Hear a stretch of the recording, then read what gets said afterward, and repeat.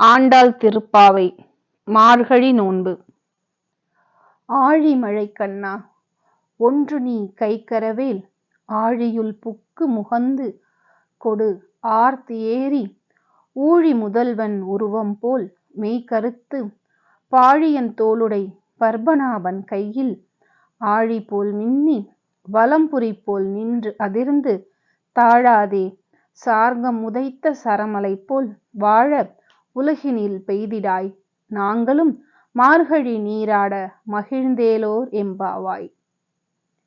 கடல் நீருக்கும் மழைக்கும் அதிபதியான வருண பகவானே, நீ மூடி மறைக்காமல் கடல் நீர் அனைத்தையும் முகந்து கொண்டு உலக இயக்கத்திற்கும் அழிவிற்கும் காரணமான எம்பெருமானின் திருமேனி போன்று மேகமாக கருத்து வலிமையான தோள்களும் திருக்கைகளில் குடிகொண்ட சக்கரத்தையும் போல மின்னி வலம்புரி சங்கு எழுப்பிடும் சப்தம் போல இடியிடித்து சார்ங்க வில்லிலிருந்து புறப்பட்டு சென்ற அம்புகள் போல இடைவிடாது உலக மக்களின் நன்மை கருதி மழை பொழிய வேண்டும்.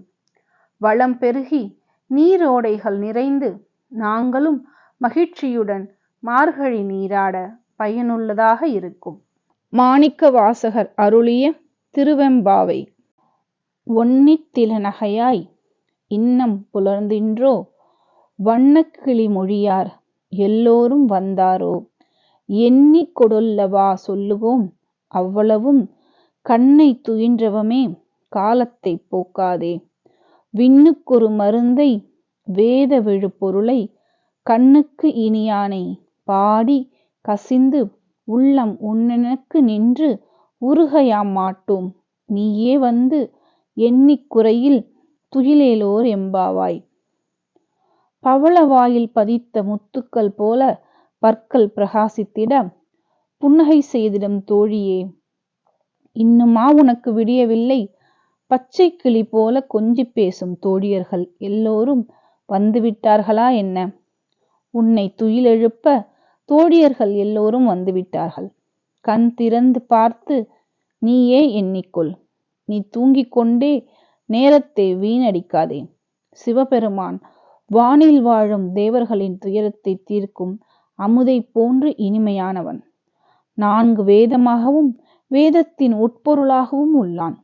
கண்களை கவர்ந்திடும் அழகனான சிவனை மனமுருகி பாடிக்கொண்டிருக்கின்றோம்.